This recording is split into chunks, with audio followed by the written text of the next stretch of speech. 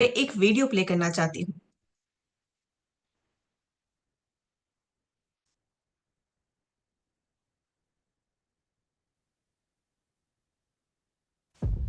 क्या आप जानते हैं आपकी रोजमर्रा की आदतें आपकी सेहत के लिए खतरा बन सकती हैं? जंक फूड, मोबाइल की लत, रात भर जागना, मिलावटी खाना, एक्सरसाइज न करना, ये सब एक स्लो पॉइजन है जो धीरे धीरे आपके जीवन के लिए खतरा पैदा कर सकता है। दुनिया में हर साल 41 मिलियन लोग अनहेल्थी लाइफस्टाइल की वजह से अपनी जान गंवा देते हैं, यानी हर 2 सेकंड में एक जान जा रही है। भारत में हर 30 सेकंड में हार्ट अटैक की वजह से एक आदमी की जान जा रही है, और इनमें से आधे लोग 40 साल से कम उम्र के हैं। डायबिटीज से हर साल 1.5 मिलियन लोग मरते हैं। मोटापे की वजह से हर साल 2.8 मिलियन लोग जान गंवा रहे हैं। PCOS, hormonal imbalance, depression, stroke, liver failure, ये सब सिर्फ एक ही वजह से हो रहा है, और वो वजह है गलत लाइफस्टाइल। आपको लगता है कि ये सिर्फ डराने की बात है? तो एक मिनट रुकिए और सोचिए। आप दिन भर क्या खाते हैं? कितनी देर मोबाइल पर रहते हैं? कितनी बार एक्सरसाइज करते हैं? आजकल यही बातें चलती है। क्या खाना है, कहाँ खाना है, खाने में कोई रोक टोक नहीं है। मोटापा एक धीरे धीरे मारने वाला जहर है। अगर आपका वजन ज्यादा है तो हार्ट अटैक का खतरा 80% तक बढ़ सकता है। मोबाइल और रील्स की लत नया डिजिटल जहर है। मीडिया छोड़ के आप दोनों कितने दिन तक रह सकते हैं? That's not possible. That's not possible. ये एकदम ड्रग्स की तरह है, मतलब कुछ मिसिंग हो जाता है लाइफ से। एक आम इंसान रोज 7 घंटे मोबाइल में डूबा रहता है। मोबाइल एडिक्शन के कारण डिप्रेशन और एंजाइटी के केस 300% बढ़ चुके हैं। कहीं आप भी अपने ही दिमाग के दुश्मन तो नहीं बन रहे? स्ट्रेस एक साइलेंट किलर है जो आपको अंदर से खोखला कर रहा है। काम का दबाव, रिश्तों की परेशानियां, पैसों की चिंता, ये सिर्फ दिमाग ही नहीं बल्कि आपकी सेहत पर भी भारी पड़ते हैं। स्ट्रेस आज हार्ट अटैक और स्ट्रोक का बड़ा कारण बन चुका है। 7 घंटे से कम सोने वालों में हार्ट अटैक का खतरा 50% तक बढ़ जाता है, और जो सिर्फ 4 से 5 घंटे सो रहे हैं वे 10 साल जल्दी बूढ़े हो सकते हैं। महिलाओं में पीसीओडी पीसीओएस के मामले तेजी से बढ़ रहे हैं। पिछले 10 सालों में ये मामले दोगुने हो चुके हैं, और 60% महिलाएं बिना जाने ही डायबिटीज और हार्मोनल इम्बैलेंस से जूझ रही हैं। हर 5 में से एक लड़की पीसीओडी की शिकार है, जिससे वजन बढ़ना, बाल झड़ना और प्रेगनेंसी से जुड़ी परेशानियां हो सकती हैं। सोचिए, अस्पतालों की संख्या क्यों बढ़ रही है? 20 से 30 साल पहले high BP, diabetes, heart attack और घुटनों के दर्द जैसे मामले कम थे, लेकिन अब बीमारियां बेकाबू हैं और मेडिकल इंडस्ट्री फल फूल रही है। पहले शहर में गिने चुने अस्पताल थे, अब हर गली मोहल्ले में मल्टी स्पेशलिटी हॉस्पिटल और मेडिकल स्टोर्स खुल गए हैं। इलाज का खर्च भी हर साल आसमान छू रहा है। 2010 में जो बीमारी 10,000 में ठीक होती थी, अब उसका खर्च लाखों में है। हॉस्पिटल जरूरत के लिए होते थे, अब ये एक बिजनेस बन चुके हैं। क्यों बढ़ रही हैं ये बीमारियां? पहले क्यों नहीं थी इतनी बीमारियां? पहले के समय में लोग ज्यादातर खेतों में काम करते थे, साइकिल चलाते थे, पैदल चलते थे और मेहनत वाले काम करते थे। तब जंक फूड और प्रोसेस्ड फूड का नाम तक नहीं था। लेकिन आज की मॉडर्न लाइफस्टाइल ने सब कुछ बदल दिया है। फिजिकल एक्टिविटी खत्म हो गई है, मेहनत की जगह स्क्रीन टाइम बढ़ गया है, जिसका नतीजा मोटापा, डायबिटीज और हार्ट डिजीज के रूप में सामने आ रहा है। घर का पौष्टिक खाना छोड़कर लोग प्रोसेस्ड फूड खाने लगे हैं, जिससे बीमारियां तेजी से बढ़ रही हैं। बच्चों की एक्टिविटी भी कम हो गई है, खेलकूद की जगह मोबाइल ने ले ली है, जिससे मोटापा और मानसिक समस्याएं बढ़ रही हैं। सूरज की रोशनी से एलईडी तक का सफर बॉडी क्लॉक को बिगाड़ चुका है, जिससे अनिद्रा, स्ट्रेस और इम्यूनिटी कमजोर हो रही है। मिलावटी खाना जहर बन चुका है। केमिकल वाले दूध और सब्जियों से लिवर, किडनी और इम्यून सिस्टम पर बुरा असर पड़ रहा है। सेहत से बड़ा कोई निवेश नहीं। पैसा, करियर और परिवार सब जरूरी हैं, लेकिन अगर शरीर ही साथ नहीं देगा तो ये सब बेकार हो जाएगा। बीमारियों से बचने का सबसे अच्छा तरीका है सही जीवन शैली अपनाना। अभी भी समय है, अपनी आदतें बदलें, हेल्दी खाएं, एक्टिव रहें और खुद को इस स्लो पॉइजन से बचाकर एक लंबी और स्वस्थ जिंदगी की ओर कदम बढ़ाएं।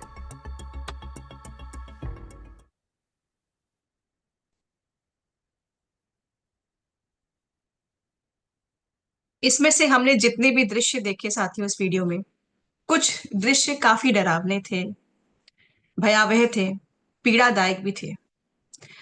हमारे ही परिवार में या हमारे कोई नोन में हमने ऐसे केसेस को जरूर देखा होगा।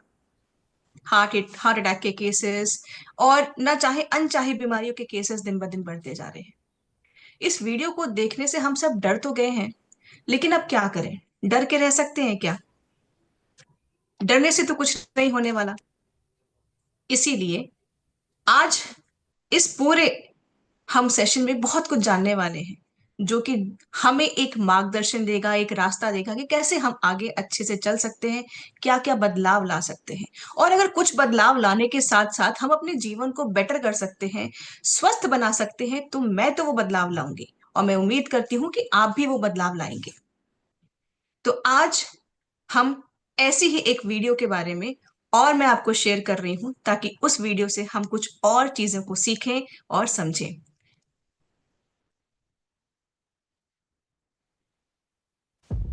क्या आप हेल्दी लाइफ खुशहाल जिंदगी की कुंजी है। अगर बुरी आदतें हमें बीमार कर सकती हैं, तो अच्छी आदतें हमें स्वस्थ और खुशहाल भी बना सकती हैं। सही माइंडसेट और लाइफस्टाइल से हम अपनी जिंदगी बदल सकते हैं। शरीर को स्वस्थ रखना सिर्फ एक आदत नहीं, बल्कि एक संकल्प होना चाहिए, जिससे न केवल हम बीमारियों से बच सकते हैं, बल्कि जीवन को पूरी ऊर्जा और उत्साह के साथ जी सकते हैं। सुबह की शुरुआत जैसे होगी, दिन वैसा ही बीतेगा। उठते ही 1-2 गिलास गुनगुना पानी के साथ प्राकृतिक रस का सेवन करें और 30 मिनट एक्सरसाइज या योग करें। इससे शरीर एक्टिव रहेगा, मेटाबॉलिज्म तेज होगा और दिन भर ऊर्जा बनी रहेगी। योग न केवल शरीर को लचीला और मजबूत बनाता है, बल्कि मन को भी शांत रखता है। सही दिनचर्या अपनाने से मानसिक और शारीरिक स्वास्थ्य संतुलित रहता है। नाश्ते में चाय या जंक फूड की जगह नारियल पानी या ताजे फल लें, ताकि शरीर को सही पोषण मिले और दिन की अच्छी शुरुआत हो। जो हम खाते हैं वही हमारी सेहत बनाता है। हमारे खाने में कितना प्रोटीन, कितनी कैलोरी और कितनी विटामिन्स हैं, इसका थोड़ा अंदाजा रखना जरूरी है। ऐसा नहीं है कि हर चीज को नापने या नोट करने की जरूरत है, लेकिन इतना जरूर ध्यान देना चाहिए कि हम जो खा रहे हैं वह हमारे शरीर के लिए सही है या नहीं। ये हमारी आदत में आना चाहिए। हर किसी की लाइफस्टाइल अलग होती है, इसलिए डायबिटीज, मोटापा व अन्य बीमारियों के अनुसार खान-पान बदलना जरूरी है। घर का बना संतुलित आहार, जिसमें दाल, सब्जियां, दही और रोटी शामिल हो, सेहत के लिए फायदेमंद है। जबकि अधिक तेल, मसाले और फास्ट फूड शरीर को कमजोर कर कई बीमारियों का कारण बनते हैं। प्रोटीन युक्त आहार जैसे दालें, पनीर, दूध और नट्स मांसपेशियों को मजबूत करते हैं, जबकि ताजे फल, हरी सब्जियां और पर्याप्त पानी शरीर को स्वस्थ और डिटॉक्स रखने में सहायक होते हैं। रात का खाना हल्का और समय पर खाएं, ताकि पाचन सही बना रहे और नींद अच्छी आए। आज के समय में मोबाइल और स्क्रीन टाइम सेहत के बड़े दुश्मन हैं। ज्यादा इस्तेमाल से आंखों पर असर पड़ता है, स्ट्रेस बढ़ता है और नींद प्रभावित होती है। खाने, सोने से पहले और परिवार संग समय बिताते हुए नो फोन जोन बनाएं। सोने से 1 घंटा पहले फोन छोड़ें, इससे नींद अच्छी होगी और अगला दिन तरोताजा रहेगा। स्ट्रेस हर बीमारी की जड़ है, लेकिन इसे कंट्रोल करना आसान है। रोज कुछ मिनट मेडिटेशन करें, नेचर में समय बिताएं और पसंदीदा चीजें करें, जैसे म्यूजिक सुनना, डांस या गार्डनिंग। छोटी खुशियों को अपनाएं, स्ट्रेस से मुक्त रहें और जीवन को हल्केपन से जीने की आदत डालें। हमारे शरीर को स्वस्थ रखने में अच्छी नींद की अहम भूमिका होती है। दिन भर की भागदौड़ और मानसिक तनाव के बाद शरीर को सही आराम मिलना जरूरी है, वरना धीरे धीरे थकान, चिड़चिड़ापन और कई स्वास्थ्य समस्याएं जन्म लेने लगती हैं। सोने और जागने का एक तय समय रखें, जिससे बॉडी का नेचुरल रिदम बना रहे। अच्छी नींद एनर्जी बढ़ाती है, याददाश्त मजबूत करती है और इम्यून सिस्टम को बेहतर बनाती है। अगर आप लंबी, खुशहाल और हेल्दी जिंदगी चाहते हैं, तो सही आदतें अपनाना शुरू करें। हेल्दी लाइफ सिर्फ अच्छा दिखने के लिए नहीं, बल्कि खुशहाल जीने के लिए भी जरूरी है। सही खान-पान, नियमित व्यायाम और सकारात्मक सोच अपनाएं। आज ही पहला कदम उठाएं।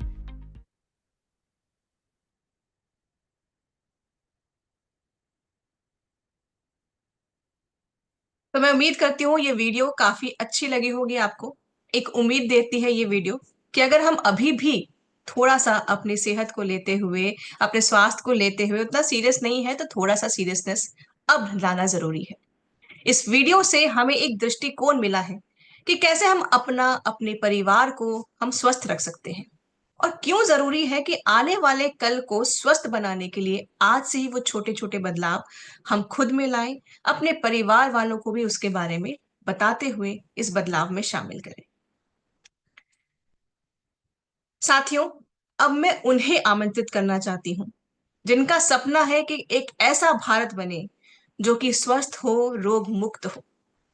वह लाखों के जीवन को बेहतर बनाने के लिए निरंतर सोचते हैं और उसी दिशा में ही वो काम करते रहते हैं।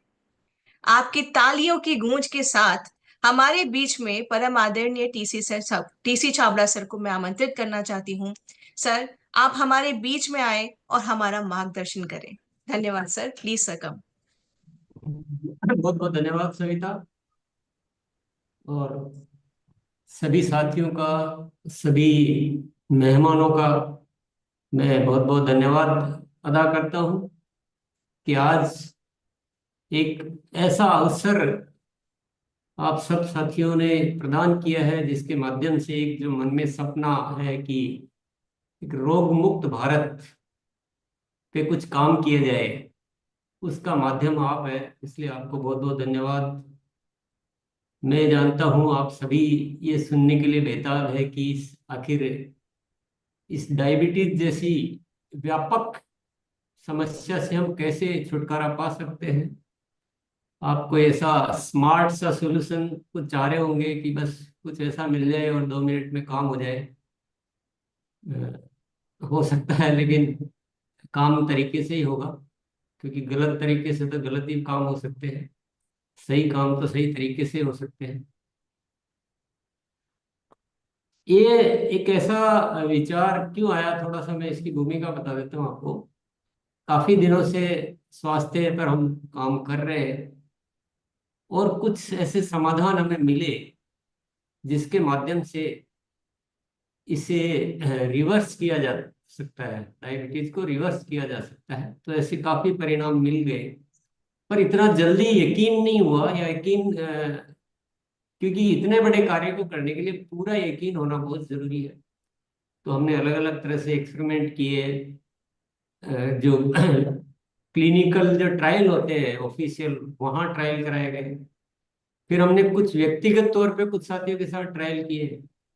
फिर उसके बाद मैंने खुद कुछ व्यक्तियों को वो सब काम, वो तरीके अपनाकर प्रयोग किए।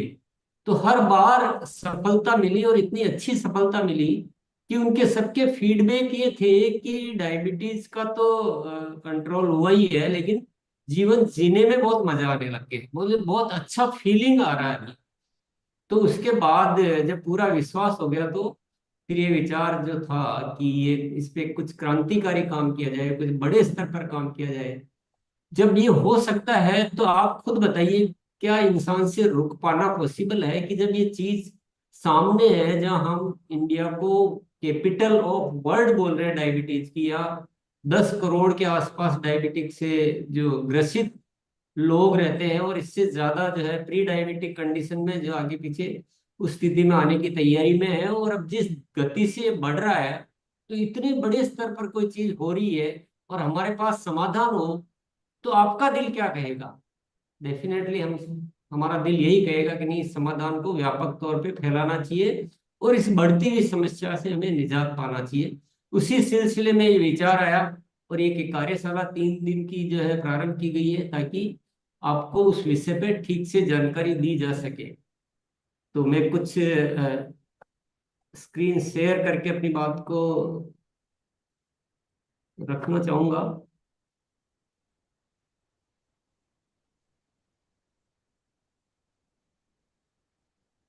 मेरे ख्याल से आपको स्क्रीन दिख रही होगी। स्वास्थ्य क्रांति अभियान, स्वास्थ्य क्रांति अभियान, ये शब्द आपको थोड़ा सा एक अजीब सा लग रहा होगा साथियों, क्योंकि केवल एक डायबिटीज का विषय नहीं है, ये संपूर्ण स्वास्थ्य के बारे में हम जो अपने विचार बना चुके हैं, हम जो अपनी मान्यताएं बना चुके हैं, हम जिस तरह से सोच रहे हैं, वो उसमें बहुत बड़े बदलाव की जरूरत है। आजकल हम सब को एक ऐसा विश्वास दवाओं पर हो चुका है कि हम कुछ भी करने के लिए तैयार हो जाते हैं, कि कुछ भी होगा तो दवा है ना, अस्पताल है ना, डॉक्टर है ना। जबकि वो बात में बहुत उल्टा है ये। हम कोई सुधार किए बिना हम चाहते हैं कि कुछ भी होगा तो अस्पताल में चले जाएंगे। तो इतने बड़े बड़े अस्पताल खुले हुए हैं, छोटे से इलाज नहीं होगा तो बड़े में चले जाएंगे। साथियों नहीं, ये स्वस्थ रहने का तरीका नहीं, ये सोच नहीं है, ये मान्यताएं हम गलत बना चुके हैं, और हम कुछ अपने भीतर बदलाव किए बिना गलत सलत तरीकों से मतलब को जीते हुए हम सोचते हैं कि हम कुछ न कुछ समाधान ऐसे कर लेंगे दवाओं के माध्यम से, ये हमारी मान्यता बहुत ज्यादा खतरनाक है। ये कुछ होने वाला नहीं है जैसा हम सोच रहे हैं कि हमें ऐसे समाधान मिल जाएगा। और अभी जब स्वास्थ्य की बात की जाती है, तो चाहे वो किसी भी स्तर पर हो, सामाजिक सरकारी संस्थाएं, तो वो क्या बात करते हैं कि चलो यहाँ पर अस्पताल की कमी है, यहाँ अस्पताल और खोल देते हैं। छोटे छोटे शहरों में कैंसर के जैसे खतरनाक खतरनाक बीमारियों के अस्पताल खुलने लग गए, क्योंकि बोले हमको लोगों की सेवा करनी है, हमको लोगों को सर्विस देनी है, तो और अस्पताल खोल देते हैं। फिर कौन सोचेगा, मुझे बताइए कि ये बीमारी से मुक्त कैसे हो गए? फिर क्या और अस्पताल खोले जाएंगे? फिर घर कम अस्पताल ज्यादा हो जाएंगे शहर में? ये इसको तो स्वास्थ्य नहीं कह सकते साथी। तो ये कौन सोचेगा कि इनकी जरूरत को खत्म किया जाए और रोग मुक्त जीवन जिया जाए, दवाओं की निर्भरता को समाप्त किया जाए। इसी दिशा में चलिए ये हम बात करेंगे। हालांकि आज का विषय डायबिटीज का है, तो हम बात करेंगे डायबिटीज नियंत्रण के प्राकृतिक उपाय क्या है। इस पे आगे बढ़ते हैं। सबसे पहले मैं कुछ भ्रम जो हमारे समाज में फैले हुए हैं उनके बारे में बात करूंगा। ये एक बहुत बड़ा भ्रम फैला रखा है कि डायबिटीज कभी रिवर्स नहीं होती है, जिंदगी भर दवा लेने के अलावा कोई उपाय नहीं है। और ये भ्रम जो है ना, ये बहुत बड़ी समस्या है। इस भ्रम की वजह से कोई ये सुनने को तैयार नहीं होता कि ऐसा कुछ हो भी सकता है क्या। जब सुनने को तैयार नहीं होता तो विश्वास नहीं करता, विश्वास नहीं करता तो मानता नहीं है। तो ये इस भ्रम को मिटाना सबसे पहले जरूरत है। तो कुछ साथियों को अपने रिजल्ट लाके दिखाना पड़ेगा, ताकि समाज में ये अच्छी तरह से फैलाया जा सके कि ऐसा कुछ भी नहीं है। डायबिटीज बहुत आसानी से रिवर्स हो सकती है, बहुत आसानी से। मतलब आसानी का मतलब हमको जो काम करने वो करने पड़ेंगे, लेकिन ये बिल्कुल भ्रम है। और इस भ्रम को मिटाना इस डायबिटीज क्षेत्र में कार्य करने में सबसे बड़ी अहम जरूरत है। ये नेक्स्ट जो भ्रम है, हम सोचते हैं कि नियमित दवाई लेकर और अपने शुगर लेवल को मैनेज करते हुए हम स्वस्थ जीवन बिता सकते हैं। कि हम तो ये ले लेते हैं और हमारा चेक करते रहते हैं, ठीक है, तो हमारा हेल्थ सही चल रहा है। ये बहुत बड़ा भ्रम है। एक तो उस दवाई के साइड इफेक्ट हो ही रहे हैं, कोई दवाई ऐसी नहीं जिसके साइड इफेक्ट नहीं हो। दूसरा, आपके जो ऑर्गन जो डैमेज है, जो काम नहीं कर रहे हैं, तो शरीर ऐसा नहीं बना हुआ है कि आपका एक ऑर्गन काम नहीं करेगा तो आपके बाकी चीजें, क्योंकि ये सारे लिंक्ड है एक दूसरे से। ऐसा नहीं लीवर का अलग काम है कि हार्ट का अलग है, फेफड़ों का अलग है, पेनक्रियाज का अलग है, या आपका आमाशय का अलग है। सारे जो बहुत ही एक कहते हैं बहुत भगवान की अद्भुत रचना है, जिसमें सारे ऑर्गन एक दूसरे पर निर्भर है। तो आप किसी एक को खराब रख के और चलते हुए आप सोच रहे हो कि हम स्वस्थ जी रहे हैं, ये बिल्कुल बहुत बड़ा भ्रम है साथियों। ये कोई सही तरीका नहीं है। हमको हर चीज सही होनी चाहिए, दवाओं पे निर्भरता खत्म होना ही स्वास्थ्य की निशानी है। दवाओं पर निर्भर रह के और हम सोचते हैं कि स्वस्थ है, तो ये गलत है, ये भ्रम है। थोड़ा सा इसको हटाइए, मतलब सही है। क्या हटाना है सर? चलो कोई बात नहीं। ये जो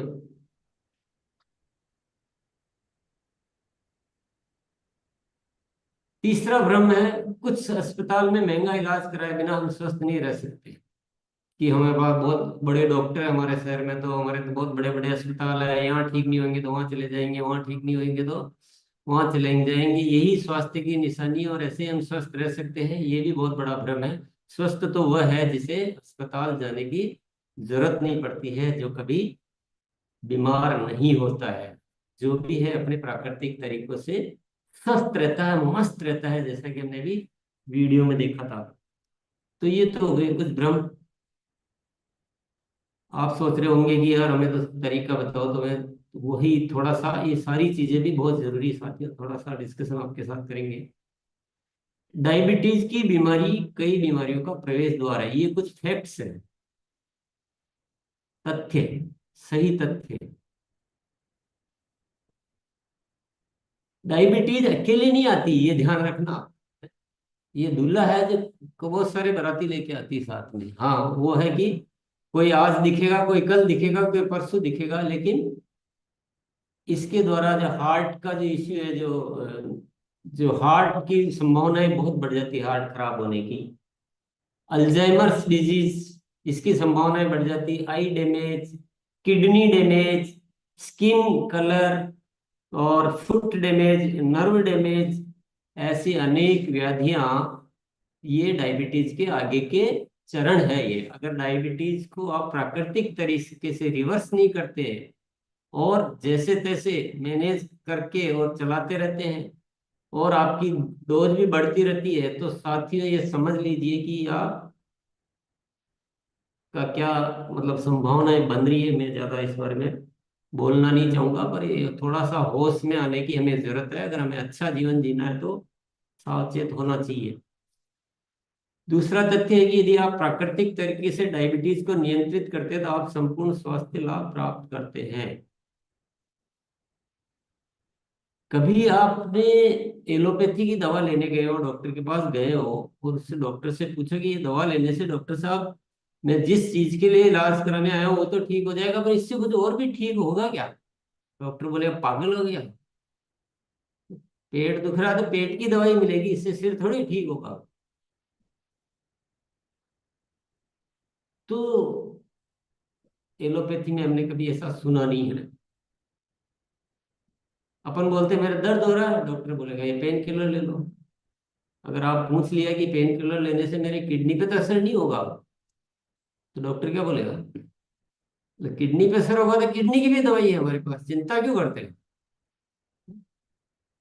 बोले किडनी के बाद मेरा फिर क्या होगा? जो होगा सबकी दवाई है, और 10 दवाइयां मैं पहले लिख के दे देता हूँ पर्चे पर कि अगर पेट दुखे तो ये ले लेना, दस्त हो तो ये ले लेना, एसिडिटी हो तो ये ले लेना, सिर दर्द हो तो ये ले लेना, पर मेरे पास ज्यादा बकवास मत कर।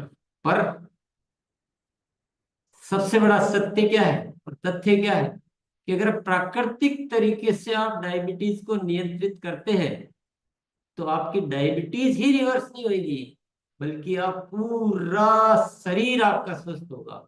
आपको जाने अनजाने जो आपको आज पता नहीं वो भी ठीक होगी, जो पता है वो भी ठीक होगी। आप डायबिटीज का इलाज करेंगे प्राकृतिक तरीके से तो आपका मोटापा भी कम होगा, आपको कब्जी है वो भी ठीक हो जाएगी, आपका कमर दर्द है वो भी ठीक हो जाएगा, पीसीओडी भी ठीक हो जाएगा, हार्ट प्रॉब्लम, ब्लड प्रेशर, सारी अल्जाइमर सब कुछ ठीक होगा। आप तंदुरुस्त रहेंगे, मस्त रहेंगे। तो ये तो करना पड़ेगा, करना चाहिए यार, इसको क्यों छोड़ना।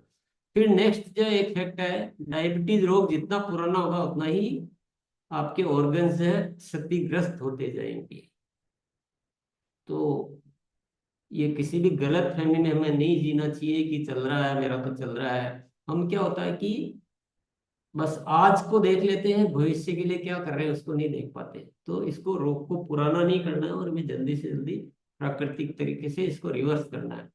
और तथ्य है फार्मास्यूटिकल दवा ऑर्गन्स की क्षमता नहीं सुधारती बल्कि वे केवल लक्षणों को दबाती है। तो ये जो जो फार्मा की जो जितनी भी दवाएं हैं वो हमारी कोई जड़ का इलाज नहीं करते, वो कोई इलाज तो है ही नहीं, वहां केवल लक्षण को, सिम्टम्स को दबाया जाता है।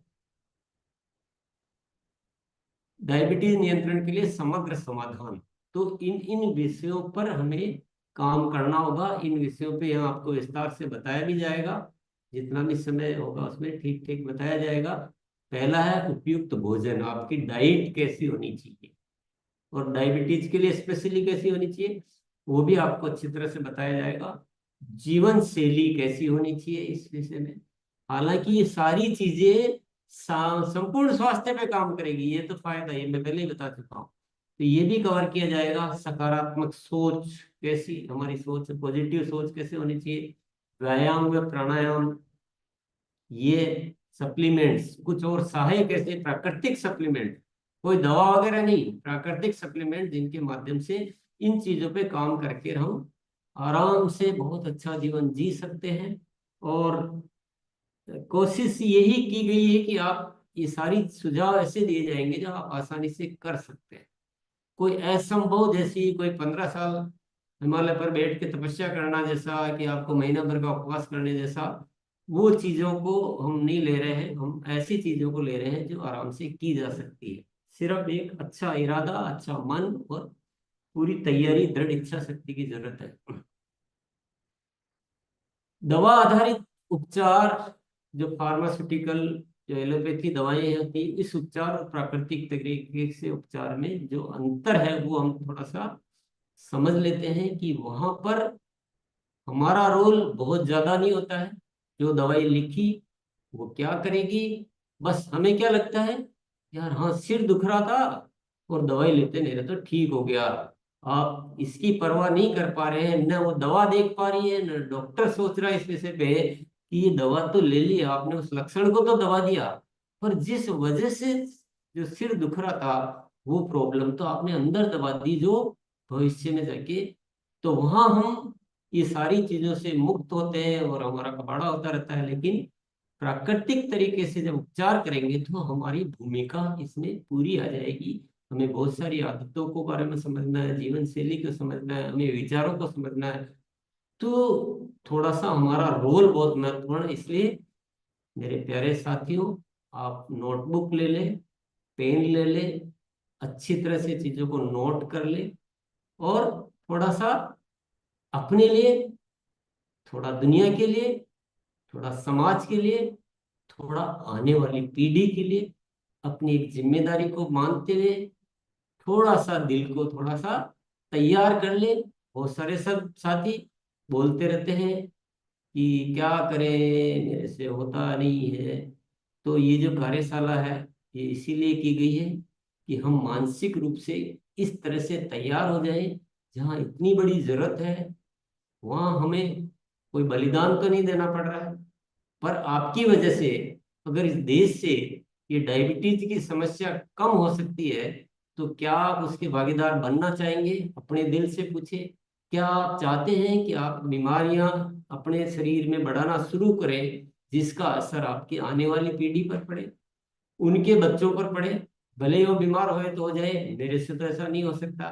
क्या आपका मन उस चीज के लिए तैयार है साथियों? इसलिए उसमें इसमें अंतर है, इसमें हमारा रोल बहुत महत्वपूर्ण है, उसमें हमारा रोल ज्यादा नहीं होता है। तो हमारी क्या आदतें पड़ चुकी है, आदतें पड़ चुकी है कि कुछ भी हो, दवा ले लो, अभी तो चलाओ गाड़ी, बाद में होगा जो देखा जाएगा।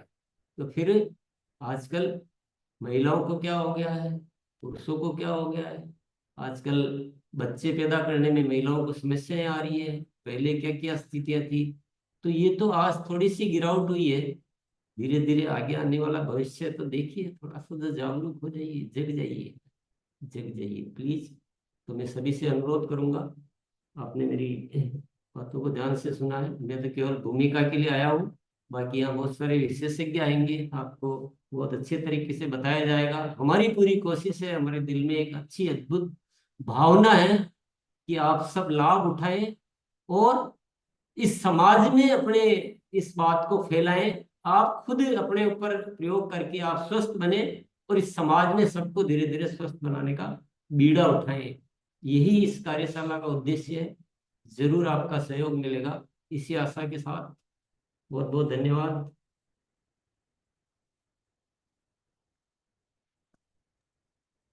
और टू सविता। धन्यवाद सर। सर, जिस तरह से आपने हमें समझाया और जिन बारीकियों से हमें अवगत कराया उसके लिए बहुत बहुत धन्यवाद। ये सत्य है साथियों कि डायबिटीज अकेले नहीं आता है, बहुत सारी बीमारियों को अपने साथ लेके आता है। और डॉक्टरों का कोई नुकसान नहीं होता है, जैसे सर ने कहा, हर एक बीमारी की हर एक दवा है, वो दवा की लिस्ट कभी छोटी नहीं होती है। धन्यवाद सर। साथियों, अब मैं बुलाना चाहूंगी हमारे बीच में एक ऐसे व्यक्ति को जिनका नाम आप सब बहुत अच्छे से जानते हैं, जिनको आप सब कई सेशंस में भी सुन चुके हैं। जी हाँ, तो आप सबके सामने मैं बुलाना चाहूंगी उन्हें, जिन्होंने मधुमेह में और न जाने कितनी बीमारियों में सही गाइडेंस देते हुए लोगों के जीवन को चेंज किया है। मधुमेह में हमारे आहार का भी बहुत ज्यादा एक इंपॉर्टेंट रोल प्ले होता है कि किस तरह से हम खाना बनाते हैं, क्या खाना बनाते हैं, हम क्या खा रहे हैं, किस तरीके से खा रहे हैं, कब खाना चाहिए, ये सारे फैक्टर्स, छोटे छोटे फैक्टर्स हैं। सुनने में तो लगता है कि भाई क्या फर्क पड़ता है, कभी भी कुछ भी हम खा सकते हैं, पर नहीं, फर्क पड़ता है।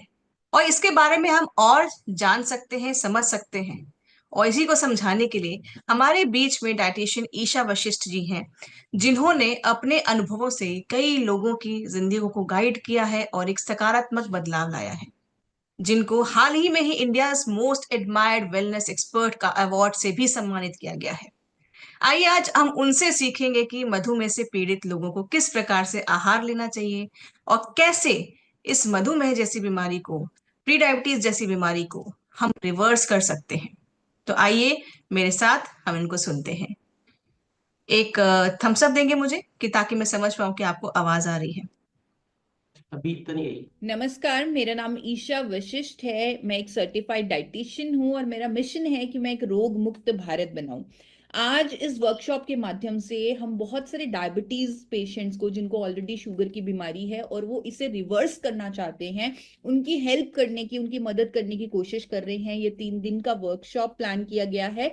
आज डाइट पर स्पेशल बात की गई है और मुझे मौका मिला है कि मैं डाइट पर बात कर सकूं और आपको अपनी एक्सपर्टाइज से बता सकूं कि डायबिटिक रिवर्सल के लिए, डायबिटीज मैनेजमेंट के लिए, शुगर लेवल्स को कंट्रोल करने के लिए कौन सी डाइट सही है। तो सबसे पहले डाइट के बारे में बात करने से पहले मैं आप सबको रिक्वेस्ट करूंगी कि आपको अपनी डाइट के लिए कुछ रूल्स, कुछ ऑप्शंस को आज समझना है, ताकि आप अपनी डाइट को खुद प्लान कर सकें। सबसे इंपॉर्टेंट चीज किसी भी डायबिटिक पेशेंट के लिए, किसी भी शुगर के मरीज के लिए होती है कि उसका शुगर लेवल एकदम स्पाइक ना हो। वो कुछ ऐसा ना खा ले जिससे एकदम उसका ब्लड शुगर बढ़ जाए। यानी अगर मेडिकली बोला जाए तो उन्हें high GI, high glycemic index वाले फूड्स नहीं खाने हैं। हर फूड का अपना एक ग्लिसेमिक इंडेक्स का स्कोर होता है। आप उसे गूगल पर चेक कर सकते हैं, ऑनलाइन चेक कर सकते हैं। आपको 55-60 से नीचे वाले स्कोर वाले फूड्स खाने हैं आपको, ताकि आपको सस्टेन्ड एनर्जी मिले, आपका शुगर लेवल स्लोली रिलीज हो और बॉडी उसे अच्छे से प्रोसेस कर पाए, वो शुगर ब्लड में ना पड़ी रहे। क्योंकि अगर आपकी शुगर लेवल हाई होती है, यानी एक्सेसिव शुगर ब्लड में पड़ा है, दैट मीन्स वो आपके ऑर्गन्स को हार्म कर सकता है, वो हार्ट को हार्म कर सकता है, किडनी को हार्म कर सकता है। इसीलिए हम चाहते हैं कि हम आपकी डाइट ऐसे प्लान करवाएं ताकि आपका शुगर लेवल जो है ब्लड का, वो नॉर्मल रहे और जो एकदम से शुगर स्पाइक है वो आपके ब्लड में ना हो। तो आपको लो जीआई फूड्स लेने हैं। जितने भी आपने फ्रूट्स लेने हैं, आप उन्हें गूगल पर चेक कर सकते हैं कि क्या उसका ग्लिसेमिक इंडेक्स कम है। तो जैसे बेरीज, एप्पल्स, पियर, आप ये फ्रूट्स ले सकते हैं, इनका जीआई कम होता है। सब्जियां आपको इस तरह चूज करनी है। सिर्फ यही सब्जियां नहीं है जिनका जीआई कम है, आप गूगल पर सर्च कर सकते हैं, बहुत लंबी लिस्ट है। और आप बहुत सारी सब्जियों में से चूज कर सकते हैं जिनका ग्लिसेमिक लोड, ग्लिसेमिक इंडेक्स कम होता है। ज्यादातर सब्जियों का ग्लिसेमिक इंडेक्स लो ही रहता है। अब यहाँ पर एक और इम्पॉर्टेंट चीज जो मैं आपको बताना चाहती हूँ, अगर आप गेहूं खाते हैं या राइस खाते हैं, इन दोनों ग्रेन्स का ग्लिसेमिक इंडेक्स बहुत ज्यादा होता है। तो आपने देखा होगा आज की डेट में हमारी सरकार भी मिलेट्स पर फोकस कर रही है। मिलेट्स, मोटा अनाज जो हमारे पूर्वज खाते थे, तो उससे अगर आप अपनी डाइट में इंक्लूड करेंगे तो उनका जीआई भी कम होता है और डायबिटीज रिवर्सल में आपको मदद मिलेगी अगर आप नॉर्मल गेहूं या चावल को छोड़कर इस अनाज पर स्विच करें। और इनकी क्वांटिटी भी कितनी होनी चाहिए वो भी मैं आपको कुछ ही देर में बताने वाली हूँ। जैसे आप बाजरे का आटा ले सकते हैं, ओट्स का आटा भी इजीली अवेलेबल है, वो आप ले सकते हैं। और फॉक्सटेल मिलेट, जिसे कोंदू का आटा बोलते हैं, कंगनी बोलते हैं, आप उसे ले सकते हैं। नट्स में आप वॉलनट्स, अखरोट ले सकते हैं, आलमंड्स, पीनट्स, इनका भी जीआई कम होता है और साथ साथ ये हेल्दी फैट्स भी आपको देते हैं। अब बहुत सारे कुछ ऐसे हमारे किचन में हर्ब्स पड़े हैं जो हमें इस प्रॉब्लम से छुटकारा पाने में मदद कर सकते हैं, लेकिन हम उन्हें कभी नोटिस ही नहीं करते। जिस तरह मेथी दाने, इनका अगर बहुत अच्छा सपोर्ट मिल सकता है हमें अगर हम इसे रेगुलरली लें for controlling our sugar levels. इसी तरह दालचीनी, जो हमें एक मीठे की सेटिस्फेक्शन भी देती है और साथ साथ इसके अपने हेल्थ बेनिफिट्स भी हैं और अगेन ये शुगर लेवल्स को नॉर्मलाइज करने में मदद करती है। इसी तरह एलोवेरा, अगर आपको एलोवेरा जूस मिल सकता है, अगेन वो आपके लिए बहुत अच्छा है। अदरक अपने आप में इसकी एंटी इंफ्लेमेटरी प्रॉपर्टीज, अगेन वो हमें हेल्प करता है डायबिटीज मैनेजमेंट में, सपोर्ट करता है। तो अब आपको सुबह से लेकर शाम तक इन चीजों को कैसे अपनी डाइट में इंक्लूड करना है या क्या क्या आपको खाना है, उसके बारे में अभी मैं आपको डिटेल में जानकारी देने वाली हूँ। आपको अपने दिन की शुरुआत, या जितने भी मेरे पास डायबिटीज के पेशेंट्स आते हैं या हम उनकी थेरेपेटिक डाइट बनाते हैं for diabetes reversal, specially type 2 diabetes में, तो वहां पर सबसे इंपॉर्टेंट होता है उन्हें सुबह सुबह मेथी का पानी पिलाना। तो मैं आप सबसे रिक्वेस्ट करूंगी कि आप हर रोज रात को 1 चम्मच मेथी दाने आप भिगो लीजिए 1 गिलास पानी में, और सुबह उठते ही अपने दिन की शुरुआत उस पानी से कीजिए। आप उस पानी को छान लीजिए, आप फिर वो पानी पीजिए जिसको आपने ओवरनाइट सोक करके रखा था, जिसमें आपने मेथी का एक दानों का 1 चम्मच सोक करके रखा था। तो उस डिटॉक्स वाटर को, उस पानी को आप सुबह सुबह लें, ये आपके शुगर लेवल्स को नॉर्मलाइज करने में मदद करेगा। सेकेंड, हम चाय या कॉफी पीते हैं, उसकी जगह जितने भी साथी जो शुगर के पेशेंट्स हैं और जो अपनी इस बीमारी को रिवर्स करना चाहते हैं, क्योंकि medically it is possible, diabetes reversal संभव है, लेकिन आपको कुछ परिवर्तन करने हैं, कुछ चेंजेस करने हैं। आपने अगर ये वर्कशॉप ज्वाइन की है, अपने आप में ये प्रूफ है कि आप परिवर्तन करने के लिए तैयार हैं। तो एक इंपॉर्टेंट परिवर्तन जो आपको करना है वो है आपको अपनी चाय या कॉफी को चेंज करना एक हर्बल टी से, जिसको मैं जिंजर टी कहती हूँ, जो डायबिटिक पेशेंट्स के लिए बहुत अच्छी है। पानी में थोड़ा सा अदरक उबाल लीजिए, उसमें नींबू निचोड़ दीजिए, थोड़ी सी दालचीनी डाल दीजिए। तो इसे सिप सिप करके जब आप पियेंगे, आपको पीने में बहुत अच्छा भी लगेगा, आपको चाय वाली फीलिंग भी आएगी, और इस तरह आपकी ये जो जिंजर टी है ये आपके शुगर लेवल्स को नॉर्मलाइज करने में भी मददगार होगी।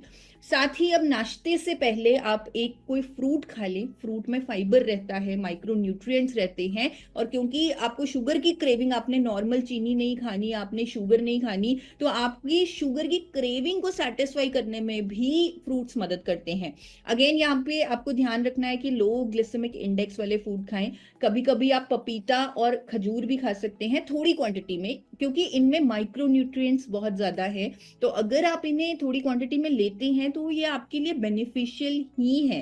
तो नाश्ते में एक सीजनल फ्रूट खाएं, उसके बाद नाश्ता लें, प्रॉपर नाश्ता लें। नाश्ते में आपको ध्यान रखना है, बल्कि हर मील में आपको ध्यान रखना है कि आपको प्रोटीन पर्याप्त मात्रा में लेना है। जितने भी डायबिटीज के पेशेंट्स हैं, शुगर के पेशेंट्स हैं, उनके लिए बहुत इंपॉर्टेंट है कि वो राइट क्वांटिटी में प्रोटीन को अपनी डाइट में ऐड करें, साथ ही फाइबर को अपनी डाइट में ऐड करें। ब्रेकफास्ट में सबसे पहले आपको एक न्यूट्रिएंट लेना है, गामा ओरिजिनॉल, जिसके बारे में आपको डिटेल में बताया जाएगा। इट्स अ न्यूट्रास्यूटिकल, ये डाइट का ही पार्ट होना चाहिए। तो आप इसके 1 या 2 कैप्सूल सुबह ले सकते हैं। उसके बाद अब आपको प्रोटीन लेना है अपने ब्रेकफास्ट में। तो आप प्रोटीन के लिए किनुआ और उबले हुए चनों का एक सैलेड बना सकते हैं, जिसमें आप खीरा डाल सकते हैं, टमाटर डाल सकते हैं, जिसे मैं चिकपी किनुआ सैलेड बोलती हूँ, आप वो बना सकते हैं। आप मिलेट्स का उपमा बना सकते हैं, कोई भी मोटा अनाज ले ले और उसका उपमा बनाएं, बहुत टेस्टी बनता है। और उसमें खूब सारी सब्जियां डाल दें और उसे थोड़ा सा पीनट्स डाल के उसे आप सर्व करें, आपको बहुत अच्छा लगेगा वो खाने में। मूंग दाल चिल्ला, अगेन बहुत ही प्रोटीन रिच ब्रेकफास्ट है, आप उसे अपनी डाइट में ऐड करें।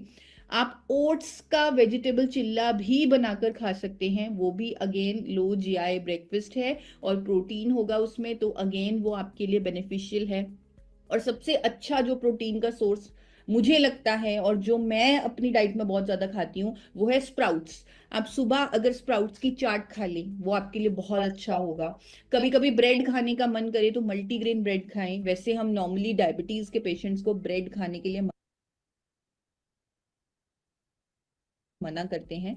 तो अगर आपका कभी कभी मन करे मंथ में 1 बार, तो आप मल्टीग्रेन ब्रेड लेकर उसमें पनीर डालकर खा सकते हैं। आप इसी तरह ओट्स का उपमा भी बना सकते हैं, और आप बाजरे का परांठा बना सकते हैं। कभी कभी परांठा खाने का दिल करता है तो बाजरे के आटे का परांठा, लेकिन उसे तलें नहीं, उसके ऊपर थोड़ा सा ऑयल लगा लें। उसे बनने के बाद एक तरह तंदूरी परांठा बना लें और उसमें ऊपर से ऑयल लगा लें। और मंथ में एक बार पोहा, जो नॉर्मल पोहा हम खाते हैं, normally I do not recommend poha two diabetes patients, हम उन्हें मना करते हैं क्योंकि उसका जीआई हाई होता है।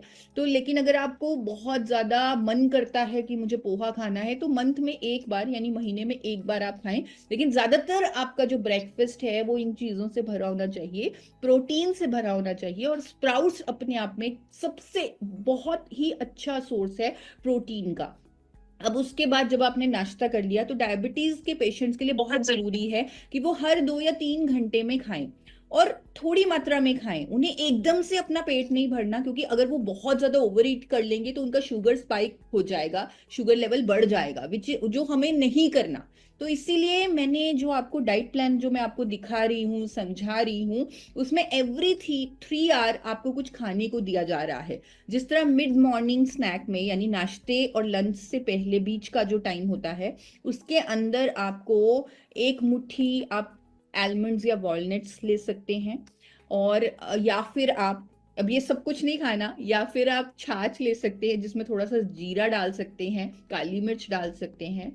और अगर आपने नाश्ते में स्प्राउट्स चाट नहीं खाया तो आप इस टाइम भी खा सकते हैं स्प्राउट्स की चाट, जिसमें आप नींबू डाल सकते हैं, ब्लैक सॉल्ट डाल सकते हैं, पिंक सॉल्ट डाल सकते हैं। बहुत इंपॉर्टेंट चीज ये है कि आपको अपने मिड मॉर्निंग स्नैक में बिस्किट, नमकीन या कुछ भी पैक थिंग नहीं लेनी, क्योंकि अगेन ये आपको हार्म करेगी, आपकी डायबिटीज रिवर्सल की जर्नी मुश्किल बना देंगी। अगर आप बिस्किट्स या नमकीन इस टाइम लेंगे तो आपको नहीं लेना है, आपको हेल्दी फूड लेना है। हो सके तो आप स्प्राउट्स लीजिए, नट्स लीजिए, आप छाछ, लस्सी ले सकते हैं। अब लंच से पहले आपको रूल बना लेना है कि मुझे 1 प्लेट सैलेड खाना ही खाना है अपने लंच से पहले। तो आप लंच से पहले 1 प्लेट सैलेड जरूर खाएं। मुझे कोई डायबिटीज की प्रॉब्लम नहीं है, लेकिन फिर भी मैं अपने लंच से पहले 1 प्लेट सैलेड जरूर खाती हूँ, जिसमें खीरा होता है, टमाटर होता है, मूली होता है। तो आप भी अपने लंच से पहले 1 प्लेट सैलेड लें, आपको एडिक्वेट फाइबर मिलेगा, माइक्रो न्यूट्रिएंट्स मिलेंगे, वाटर मिलेगा। और लंच में आप अच्छे से जो आपको पसंद है वो खा सकते हैं सैलेड लेने के बाद। जैसे आप दाल ले सकते हैं, कोई भी सीजनल वेजिटेबल ले सकते हैं। अब यहाँ पर छोटा सा एक चेंज मैं कर रही हूँ लंच में, आपको रेगुलर गेहूं और चावल की जगह आपको लो ग्लिसेमिक इंडेक्स वाले मिलेट, मोटा अनाज की रोटी बनाकर खानी है, और रोटी की मात्रा आपको कम कर देनी है। जैसे आपकी प्लेट है, उस प्लेट में आपका 25% प्रोटीन होना चाहिए, 50% वेजिटेबल्स होनी चाहिए जिसमें सैलेड भी आ चुका है, और 25% बचा हुआ रोटी होनी चाहिए। यानी रोटी की मात्रा जो अब तक हम बहुत ज्यादा खा रहे हैं, चावल जो अब तक हम बहुत ज्यादा खा रहे हैं, उसे कम करना है।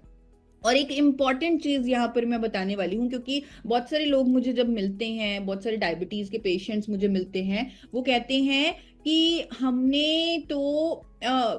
तो अपनी रोटी पर घी नहीं लगाते, या हम तो सूखी रोटी खाते हैं। तो वो सूखी रोटी खाना आपके शुगर लेवल को एकदम स्पाइक कर देगा। तो आई वुड रेकमेंड आप थोड़ा 1 या 2 ड्रॉप्स घी के उस रोटी पर डालें, उसे घी से मतलब उसके ऊपर घी लगा ले और फिर उसे खाएं। तो उससे उसका ग्लिसेमिक इंडेक्स जो लोड है वो कम हो जाएगा, और आपका जो शुगर है because of the healthy fats वो धीरे धीरे अप जाएगा। अब यहाँ पर आटा आपको कौन सा चूज करना है, आपको बाजरे का आटा या ज्वार का आटा या फॉक्सटेल जिसे कंगनी बोलते हैं वो आटा आप यूज कर सकते हैं। अब लंच के बाद आती है बारी इवनिंग स्नैक की, जब हम नॉर्मल चाय लेते हैं, बिस्किट लेते हैं, तो वहां पर आपको बहुत ही इंपॉर्टेंट चेंज करना है। आपको भुने हुए चने खाने हैं। मतलब आप देखिए, जो भी मैं आपको डाइट प्लान बता रही हूँ, कहीं ना कहीं उसमें हम प्रोटीन ऐड कर रहे हैं हर मील में। तो आपको प्रोटीन लेना है। रोस्टेड चना एक बहुत ही बेहतरीन ऑप्शन है। थोड़े से आप एक मुट्ठी चने ले सकते हैं भुने हुए, साथ में ग्रीन टी ले लीजिए या हर्बल टी ले लीजिए। अगर आपको बहुत मन करता है कि मुझे तो दूध वाली चाय पीनी है, तो जिस तरह अंग्रेज चाय पीते हैं, यानी ब्लैक टी में थोड़ा सा दूध मिलाकर, ऊपर से दूध को बॉयल नहीं करते वो, तो वैसे आप ले सकते हैं। लेकिन ऑफ कोर्स आपको चीनी नहीं डालनी है। और आप मखाने ले सकते हैं 1 मुट्ठी, या फिर आप पीनट की चाट बना सकते हैं जिसमें प्याज, टमाटर, नींबू डाल सकते हैं। और ग्रीक योगर्ट भी ले सकते हैं आप। ग्रीक योगर्ट मतलब आपने कर्ड को एक कपड़े में बांधकर, एक कोने में बांधकर लटका दिया, 4-5 घंटे वो वैसे ही लटका रहा और उसका सारा पानी ड्रेन हो गया, तब वो ग्रीक योगर्ट बन गया। और वो बहुत बहुत बहुत ज्यादा बेनिफिशियल है, specially for the patients of diabetes, क्योंकि वो हाई सोर्स ऑफ प्रोटीन बन जाता है जब उसका पानी ड्रेन हो चुका है। तो उसमें आप फ्लैक्स सीड्स डाल के खा सकते हैं, और ये आपका मिड मील हो गया, यानी डिनर से पहले वाला भोजन हो गया। उसके बाद डिनर में आपको 1 या 2 कैप्सूल गामा ओरिजिनॉल के लेने हैं। एंड देन डिनर में आपको जो जिस चीज का ध्यान देना है वो ये है कि यहाँ भी आपको प्रोटीन को ऐड करना है, और यहाँ पर आपको कोई भी आटा नहीं लेना, चाहे वो मिलेट है वो भी आपको नहीं लेना। आप सॉटे वेज ले सकते हैं, यानी सब्जी खूब सारी खा सकते हैं, सूप ले सकते हैं, और साथ में आप इन तीनों में से कोई भी ऑप्शन ऐड कर सकते हैं, यानी आप पनीर ऐड कर सकते हैं, टोफू ऐड कर सकते हैं, या दाल ले सकते हैं। तीनों भी थोड़ा थोड़ा लेना चाहिए, दैट इज ओके, बट इनमें से कोई एक ऑप्शन आई ऑलवेज रिकमेंड कि आप अपने डिनर में या तो पनीर खाइए, या फिर टोफू खाइए, या फिर दाल खाइए, ताकि आपको प्रोटीन डिनर में भी मिले।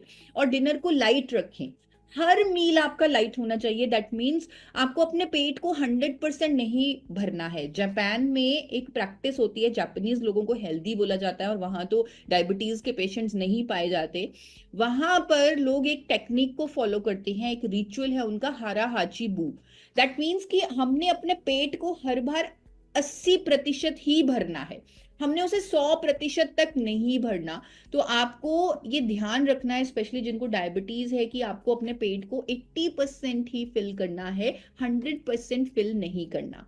आप घर का बना हुआ खाना खाएं, एंड आई रिकमेंड कि आप अपने खाने को physically refined rice bran oil में बनाएं, जो ट्रांस फैट फ्री हो, जो यूरोपियन स्टैंडर्ड्स को मीट करता हो। और एक और इम्पॉर्टेंट चीज जो आपकी डाइट का हिस्सा होनी चाहिए, जो हाल ही में इंडिया में लॉन्च की गई है, विच इज त्रिकारा मधुसन्यम रस। अब यहाँ पर मैंने इसकी फॉर्मुलेशन को स्टडी किया, इसके क्लिनिकल ट्रायल्स को स्टडी किया, तो मुझे समझ में आया कि इसमें आयुर्वेद से जो ज्ञान लिया गया है और उसकी एक बेहतरीन फॉर्मुलेशन बनाई गई है, बहुत सारे इंग्रेडिएंट्स को डालकर। जिस तरह मैंने आपको मेथी खाने को कहा, एलोवेरा खाने को कहा, इवन करेला का बहुत अच्छा रोल है, जामुन अगेन हेल्प करता है डायबिटीज पेशेंट्स को, लेकिन ये सब कुछ लेना आपके लिए पॉसिबल नहीं है। तो एक बहुत अच्छा एक रेडीमेड सोल्यूशन हमें मिल गया मधु संयम रस के नाम से, जिसे हम 30 ml दिन में 2 बार गुनगुने पानी में ले सकते हैं। अगेन इसे कवर किया जाएगा अच्छे से। और ये जो आपका डाइट प्लान है, ये आपको हमेशा नोट रखना है, ध्यान रखना है, और इसे फॉलो करना है। एटलीस्ट 3 महीने के लिए आपको इसे फॉलो करना है, और साथ साथ अपने शुगर लेवल्स को मॉनिटर करते रहना है। जब जब आप ये सारे लाइफस्टाइल चेंजेस अपने डाइट में, अपने लाइफस्टाइल में ऐड करेंगे, तब हो सकता है जो आप शुगर की मेडिसिन ले रहे हैं, आपको उनकी मेडिसिन की डोजेजेस को कम करना पड़े। क्योंकि जब गामा ओरिजिनॉल भी अपना काम करेगा, मधु संयम रस भी अपना काम करेगा, डाइट प्लान अपना काम करेगा, तो आपको अपनी शुगर की जो दवाइयां हैं उनके डोजेजेस को कम करना ही पड़ेगा। तो इसके लिए बहुत जरूरी है कि आप अपने डॉक्टर के संपर्क में रहें, और आप अपने शुगर लेवल्स को मॉनिटर करते रहें, आप अपने शुगर लेवल्स को चेक करते रहें। साथ साथ लाइफस्टाइल में बहुत जरूरी है कि 2 से 2.5 लीटर कम से कम आप पानी भी पिएं।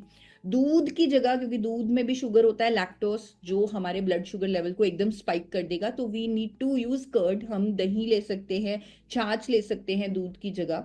हमने नॉर्मल चीनी नहीं लेनी है, तो हम नेचुरल स्वीटनर ले सकते हैं कभी कभार, हो सकता है तो अवॉइड करें तो ज्यादा अच्छा है।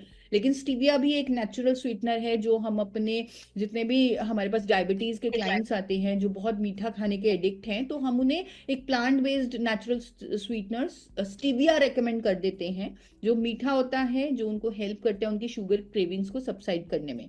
अगेन आपको ये बाहर का तला भुना खाना नहीं खाना है, प्रोसेस फूड नहीं खाना है।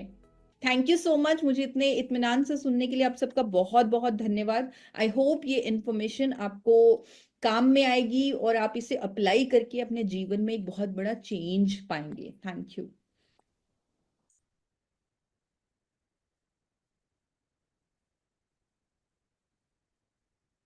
धन्यवाद ईशा जी। हमें आज बहुत सारी जानकारियां मिली है कि नहीं मिली है ना?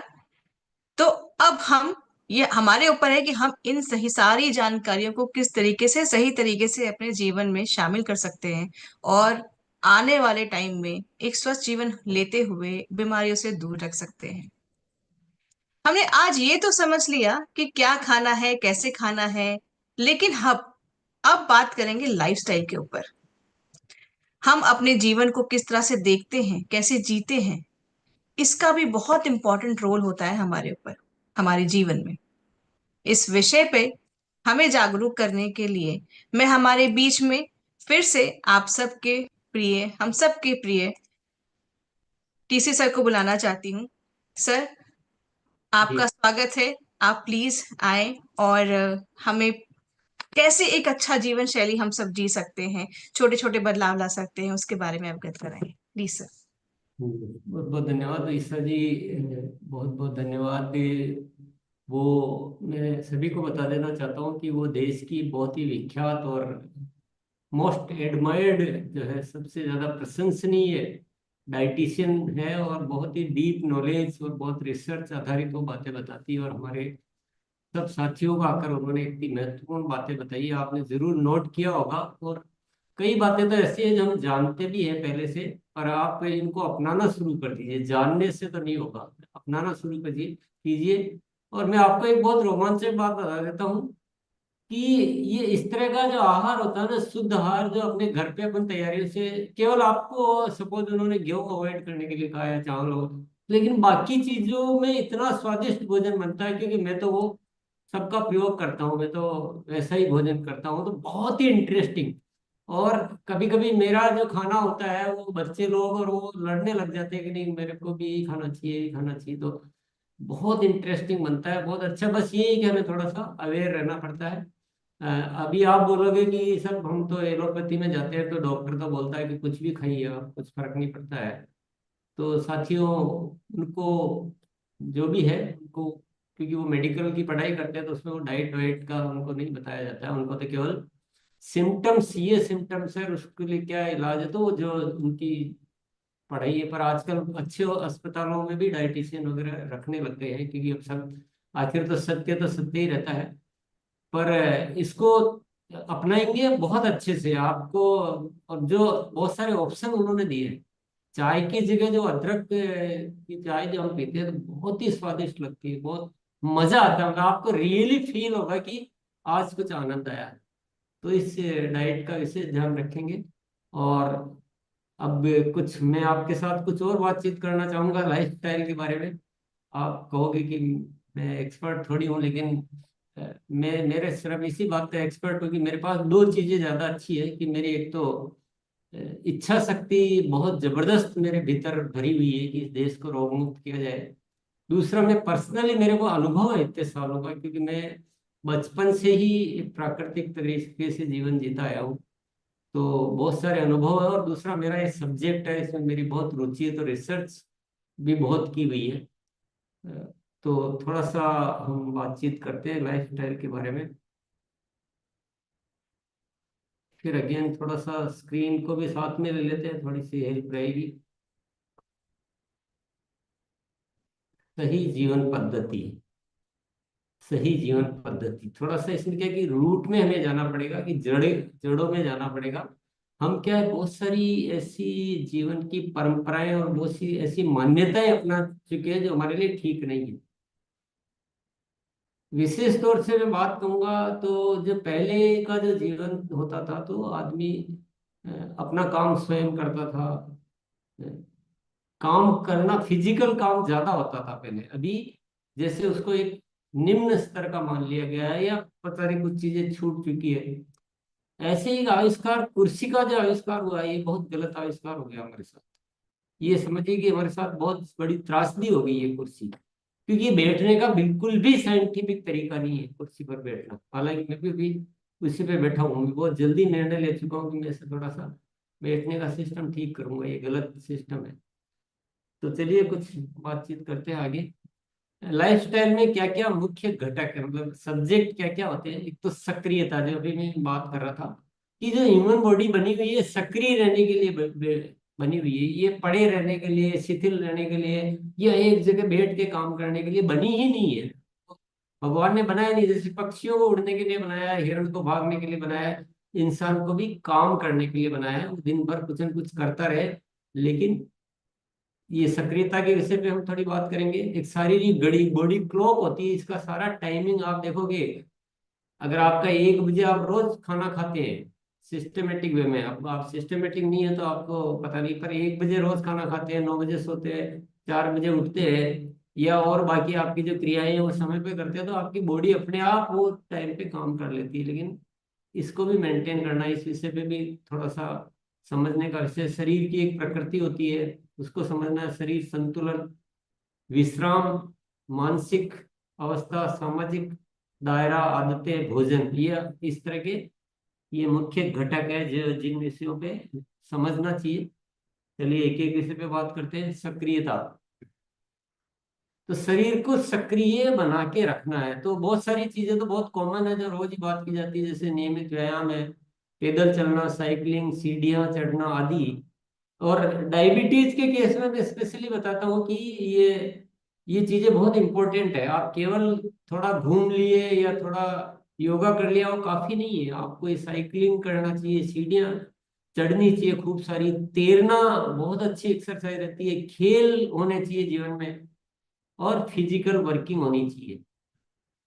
ये सब कुछ आपके भरा रहना चाहिए ना, दिन भर आपका बॉडी कुछ न कुछ करती रहे, काम करती रहे, बैठना नहीं है, रुकना नहीं है, वो हेल्थ के लिए अच्छा नहीं है। तो बहुत सारी चीजों की हम चर्चा करते हैं, बहुत सारी चीजों के लिए नहीं भी करते हैं। आप अब ध्यान रखिए कि कुछ भी कर रहे हैं, कोशिश कीजिए कि उसमें हमें हमारा फिजिकल भी इन्वॉल्वमेंट आए। सपोज आप किसी से बात भी कर रहे हैं, थोड़ा आपको इन चीजों का ध्यान रहेगा तो आप बात करते करते भी थोड़ा एक्शन में आएंगे। थोड़ा सामान उठाना तो खुद उठाएंगे, खुद करेंगे, तो ऐसे थोड़ा सा ध्यान रखना है। और खुद के काम खुद करें, भौतिक कार्य में जो अपने जो भी व्यक्तिगत तौर पे काम होते हैं, कुछ सामान उठाना है, कुछ अपने कपड़े धोने वगैरह है, साफ सफाई करना है, या ये सब चीजें महिलाओं के लिए तो और भी बहुत सारे काम होते हैं। इससे क्या होता है, इसमें एक मनोविज्ञान और शामिल है। तो फिजिकली तो ये काम करता ही है, लेकिन जब हम अपना काम स्वयं करते रहते हैं तो हम मानसिक रूप से ये महसूस कर पाते हैं कि मैं अभी स्वस्थ हूँ, मैं बूढ़ा नहीं हुआ हूँ। अभी क्या बात करते हो, मैं तो अभी बिल्कुल एक्टिव हूँ, जवान हूँ। ये फीलिंग कैसे आएगी? ये फीलिंग आएगी जब आप काम करते रहेंगे, थोड़ा बहुत खेलते रहेंगे, चाहे आप कुछ भी खेल रहे हैं, बैडमिंटन खेल रहे हैं या वगैरह जो भी आप साइकिल चला रहे हैं, तो आपका मन जो है ना, अपने आप को बूढ़ा नहीं मानता है। जब मन बूढ़ा नहीं मानता है तो तन उसके अकॉर्डिंग, अपने आप मन के अकॉर्डिंग तन को होना पड़ता है। तो इस साइकोलॉजिकल भी ये चीजें बहुत काम करती है। निरंतर बैठक नहीं करें इन्हें। अगर किसी भी साथी के बैठने का काम है कि उसको दिन भर कुर्सी पे बैठा रहना पड़ता है, तो प्लीज इसको अवॉइड किए, ये बहुत ही गलत है स्वास्थ्य के लिए। आप क्या करें फिर, हर आधा घंटे में बीच बीच में उठ जाए, थोड़े से जॉइंट रोटेशन कर ले, थोड़ी स्ट्रेचिंग कर ले, कुछ भी कर ले, कुछ श्वास, गहरी श्वास ले ले 4-5, कुछ ओमकार बोल ले, कुछ प्राणायाम कर ले, कुछ भी करें। ऐसी आदतें बनाएगी, हर थोड़ी देर में आप उठ जाते हैं। कभी कोई दोस्त आए हैं तो चलो यार थोड़ा टहलते टहलते बात करते हैं। तो कुछ भी आप थोड़ा सा, ये आदतें बहुत मजेदार आदतें हैं, मजेदार चीजें हैं, लेकिन ये करना चाहिए। और ये जो भी चीजें मैं बता रहा हूँ स्पेशली डायबिटीज के लिए नहीं है, क्योंकि आप इतनी देर आपने डाइट प्लान भी देखा होगा तो आपको लग रहा होगा कि डायबिटीज के लिए बता रहे हैं, कि मोटापे के लिए बता रहे हैं, कि ब्लड प्रेशर के लिए बता रहे हैं, कि ये जो अच्छी जीवन शैली होती है वो हर चीज के लिए होती है। यही तो फायदा। नेक्स्ट जो है, व्यायाम अपनी अपनी क्षमता के अनुसार करें। व्यायाम में कई बार क्या होता है कि हर साथी का अलग अलग वो होगा, किसी की बॉडी कैसी, किसी की बॉडी कैसी, किसी का वेट कितना उठा सकता है, कोई कितना बेंड कर सकता है। तो ये थोड़ा सा ध्यान रखने की जरूरत है। अपनी अपनी क्षमता के अनुसार व्यायाम करना, न इतना कम करें कि शरीर को कुछ हुआ ही नहीं, न इतना ज्यादा करें कि शरीर में अनावश्यक कुछ दिक्कत हो जाए। शारीरिक घड़ी, इसकी बात करते हैं चलो। शरीर एक बॉडी क्लॉक होती है। आप पशु पक्षियों को देखिए ना, उनका बिल्कुल फिक्स टाइम रहता है। तो वो उसी समय उनको भूख लगती है, उसी समय वो पानी पिएंगे, उसी समय उठेंगे, उसी समय वो सब कुछ करते रहते हैं। हम अगर इसको डिस्टर्ब करते हैं तो हमारा सारा सिस्टम डिस्टर्ब हो जाता है। तो ये प्रकृति ने घड़ी बनाई हुई है, तो हमको उस घड़ी का पालन करना चाहिए, चाहे भोजन करने का समय, पानी पीने का समय, सोने उठने का समय। प्रकृति ने क्या किया है, सोने का समय रात बनाई, उठने का समय दिन बनाया, सारी व्यवस्थाएं की हुई है। लेकिन इंसान को इतना अपने